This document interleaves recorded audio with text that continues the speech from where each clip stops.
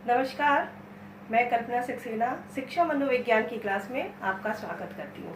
शिक्षा मनोविज्ञान में एक महत्वपूर्ण टॉपिक जो हमने अपने पहले वीडियो में अपलोड किया था वो है व्यक्तित्व। कि व्यक्तित्व क्या है, व्यक्तित्व के कौन कौन से प्रकार हैं, व्यक्तित्व को लोगों ने कैसे परिभाषित किया है, इन सब चीज़ों के बारे में हमने अपने पहले वीडियोज़ में आपको बताया। व्यक्तित्व के अलावा व्यक्तित्व की परिभाषा और इन सब को जानने के बाद हमें एक महत्वपूर्ण जो चीज़ है वो है व्यक्तित्व मापन की विधियाँ। कि व्यक्तित्व, एक व्यक्ति के व्यक्तित्व को किस प्रकार से हम मापते हैं, कैसे हम जानते हैं, उसको जानने की कौन कौन सी विधियाँ हैं, आइए हम उसके बारे में आपको बताते हैं। तो हम व्यक्तित्व मापन की 3 विधि है। पहली विधि जो है वो आत्मनिष्ठ विधि, जिसको हम सब्जेक्टिव मेथड कहते हैं। दूसरी हमारी विधि है वस्तुनिष्ठ विधि, जिसको हम ऑब्जेक्टिव मेथड कहते हैं। और तीसरी विधि हमारी प्रक्षेपीय विधियां। ठीक है, तो ये तीनों विधियां हैं जो हमारे व्यक्तित्व को, एक व्यक्ति की पर्सनालिटी को मापती हैं कि हम एक व्यक्ति का पर्सनालिटी किस प्रकार से है उसको हम माप सकते हैं। तो जो सबसे पहली हमारी जो एक व्यक्तित्व को मापने की जो विधि है वो है सब्जेक्टिव मेथड, जिसको हम आत्मनिष्ठ विधियां भी बोलते हैं। तो आत्मनिष्ठ विधियां भी कई प्रकार की होती हैं, जिसमें सबसे पहली विधि हमारी है अवलोकन विधि। अवलोकन विधि यानी कि ऑब्जर्वेशन मेथड। ऑब्जर्वेशन, जैसे किसी चीज के लिए हम किसी को ऑब्जर्व करते हैं कि मान लो किसी की व्यक्ति की पर्सनालिटी कैसी है, उसको हम ऑब्जर्वेशन के द्वारा जब हम पता करते हैं। तो ऑब्जर्वेशन क्या हम किसके द्वारा करते हैं, कुछ इंद्रियां हैं जो हमारी 5 इंद्रियां हैं, आँख, नाक, त्वचा, जीभ, इन सब चीजों के द्वारा हम लोगों को के बारे में जानते हैं। जैसे कि किसी व्यक्ति की कोई आवाज है या किसी के बारे में अगर हम उसको बोलता है, वो उसके व्यक्ति के बारे में हम जानना चाहते हैं कि वो किस प्रकार के नेचर का है, तो हम उसके व्यवहार के द्वारा ही उसका आकलन करते हैं। और वो जो है हम अपने उसके व्यवहार को हम अपनी आंखों से देखते हैं। जब वो बोलता है तो हम उसके बोलचाल की भाषा को हम अपने कान से सुन करके इंद्रियों के द्वारा ही हम ऑब्जर्व करते हैं। दूसरी हमारी विधि है, जैसे मान लीजिए अवलोकन विधि में कि कोई बालक किस प्रकार के व्यक्तित्व का है, वो बड़ा शरारती बच्चा है और वो हर समय दिन भर शरारत करता है। अब हम कैसे पता करेंगे कि वो बच्चा बहुत शरारती है, वो बहुत ज़्यादा अलग बच्चों से ज़्यादा शैतानी कर रहा है, तो उसको क्या हम ऑब्जर्व कर लेते हैं। तो ये जब हम इस तरीके से किसी व्यक्ति की पर्सनालिटी को ऑब्जर्व करते हैं वो हमारी विधि कहलाती है अवलोकन विधि या ऑब्जर्वेशन मेथड। दूसरी विधि होती है साक्षात्कार विधि। साक्षात्कार विधि जो हम जिसको कहते हैं इंटरव्यू मेथड। इंटरव्यू क्या होता है, एक व्यक्ति दूसरे व्यक्ति के आमने सामने उससे प्रश्न पूछता है, उसके बारे में जानना चाहता है, उसके व्यवहार के बारे में जानना चाहता है। अब मान लो किसी व्यक्ति की पर्सनालिटी के बारे में हमें जानना, उसका नेचर कैसा है, उसका व्यवहार क्या है, तो हम उससे कई तरह के क्वेश्चन पूछते हैं, कई तरह का उसके साथ व्यवहार करते हैं और हम उसके व्यवहार का आकलन करते हैं कि बच्चा जो है वो साक्षात्कार यानी कि इंटरव्यू, हम उससे कई तरह के क्वेश्चन पूछ करके और उसके द्वारा जब ऐसी कोई हम प्रोसेस करते हैं, ऐसा कोई मेथड अपनाते हैं किसी के व्यक्ति का व्यक्तित्व मापने के लिए, वो हमारी विधि कहलाती है साक्षात्कार विधि। तीसरी विधि है हमारी जीवन इतिहास विधि, जिसको हम केस स्टडी मेथड भी कहते हैं। केस स्टडी मेथड क्या होता है कि मान लो कुछ बच्चे जो असामान्य होते हैं, जो सामान्य बच्चों से अलग होते हैं। अब उनको क्या होता है कि वो बच्चे जो है सामान्य से अलग बच्चों के साथ व्यवहार करते हैं। उनका मान लो जो एक चाणक्य थे, उनकी जो IQ लेवल थी वो 200 के ऊपर थी। अब क्यों उस बच्चे की जो चाणक्य है उसकी IQ लेवल 200 के ऊपर क्यों है, इसका अब हम मापन करते हैं। तो हम क्या करते हैं, जीवन इतिहास विधि यानी कि उसकी केस स्टडी जो हम करते हैं, उस बच्चे के लिए बारे में हम उनके माता पिता से पूछते हैं कि क्यों इसकी बुद्धि इतनी अलग बच्चों से है, उसके बुद्धि का जो IQ लेवल है वो इतना ज़्यादा क्यों हाई है। तो हम उससे जो उसके परिचित लोग होते हैं, उसके रिलेशन में जो लोग होते हैं, उसके माता पिता, उन सबसे बारे में पूछे तो पता चलता है कि भाई उसके जो पेरेंट्स थे वो भी बहुत ज़्यादा इंटेलिजेंट है।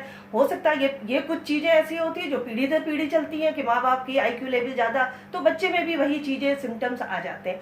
तो जब हम किसी के व्यवहार का, किसी भी व्यक्ति के व्यवहार का जब हम एक मेथड अपनाते हैं कि उसकी केस स्टडी जानते हैं, पूरी उसकी हिस्ट्री जानने की कोशिश करते हैं और उसके द्वारा जब हम उसके व्यवहार का मापन करते हैं तो वो विधि हमारी कहलाती है जीवन इतिहास विधि।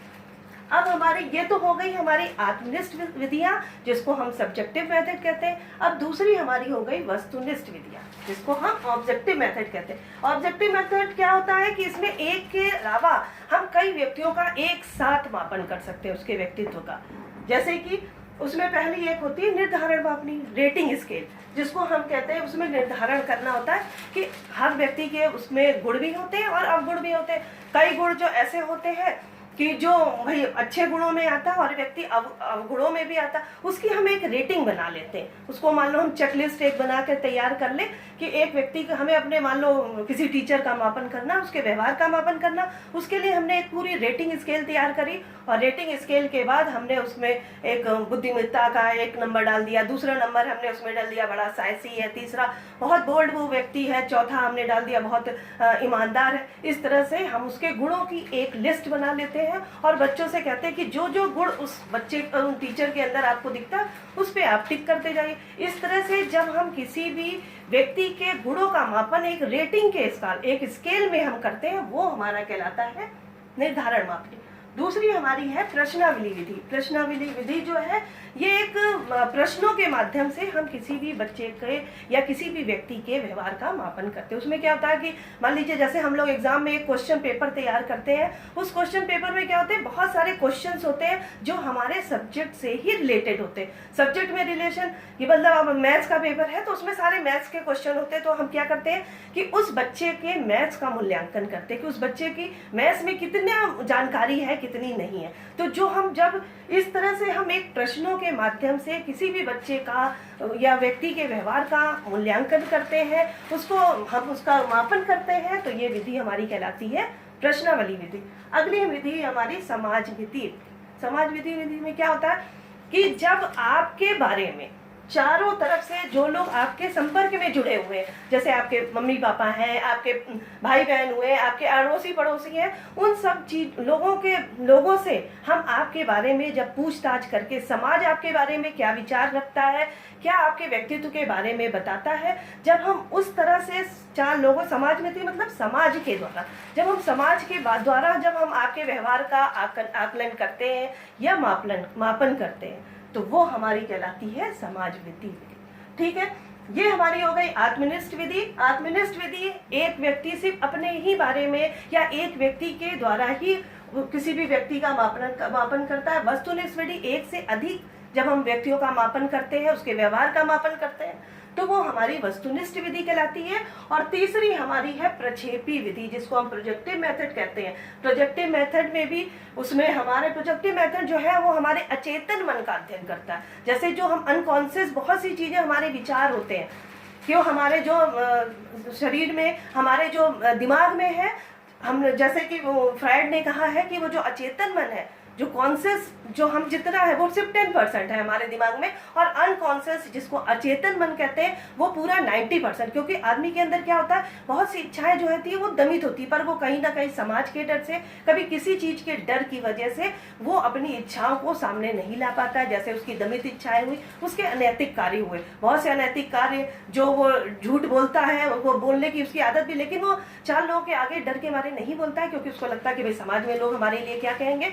तो जब ऐसी कुछ विधियां जो हम सिर्फ व्यवहार के उसके अचेतन मतलब व्यक्तियों के अचेतन मन का व्यवहार का उसके अध्ययन करते हैं और अप्रत्यक्ष रूप से करते हैं, तो वो विधि हमारी कहलाती है प्रक्षेपी विधियां। अब प्रक्षेपी विधियां भी कई प्रकार की है। ये जो हमारे 4 दी है ये तो थोड़ी जो है वो कॉमन विधियां हैं। उसके अलावा प्रक्षेपी विधियां जो 4 बहुत महत्वपूर्ण है, उसको हम अपने अगले वीडियोस में डाउनलोड करके हम आपको बताएंगे कि क्या है। लेकिन अभी तो चलिए ये पढ़ते हैं। तो इसमें जो सबसे प्रक्षेपी विधियां हैं वो है साहचर्य तकनीकी, एसोसिएशन टेक्निक जो है।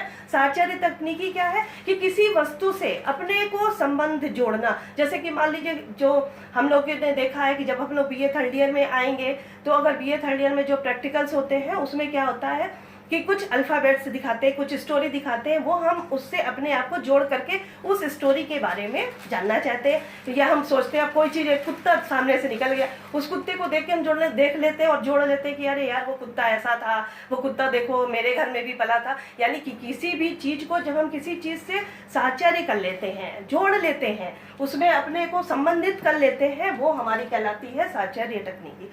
फिर अगली है हमारी रचना तकनीकी। रचना तकनीक यानी कंस्ट्रक्शन, कोई चीज़ अधूरा है, कोई चीज़ को पूरा हमें कंस्ट्रक्ट करना, पूरा उसको तैयार करना, ये हमारी रचना तकनीकी है।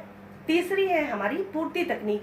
कोई चीज़ इनकम्प्लीट है, उसको कंप्लीट करना। मान लो कोई स्टोरी लिखी हुई है, कुछ लिखा हुआ है, कोई कहानी है, कोई नाटक है, कोई चीज़ हम लोग कविता है, उसको थोड़ा इनकम्प्लीट छोड़ दो और उसको कंप्लीट करना। इस मेथड से जब हम किसी कार्य को, जैसे हम लोग एग्जाम में पेपर वेपर में देते हैं, कुछ चीज़ें रिक्त स्थानों की पूर्ति लिख के आता है, उसमें 2 चीज़ लिखी, तीसरी चीज़ जो है वो हम लोग खाली जगह छोड़ देते हैं। जब हम लोग उस मेथड के द्वारा उस चीज़ की पूर्ति करते हैं तो ये हमारी होती है पूर्ति तकनीकी।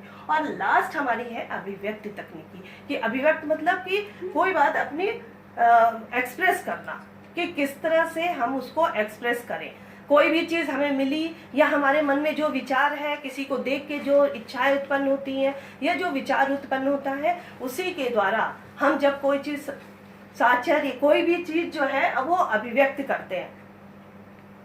कोई भी चीज जो है जब हम अपने जो भी मन में विचार आते हैं उसके द्वारा जब हम अभिव्यक्त करते हैं, अपनी इच्छा को सामने एक्सप्रेस करते हैं, वो हमारी तकनीकी कहलाती है अभिव्यक्ति।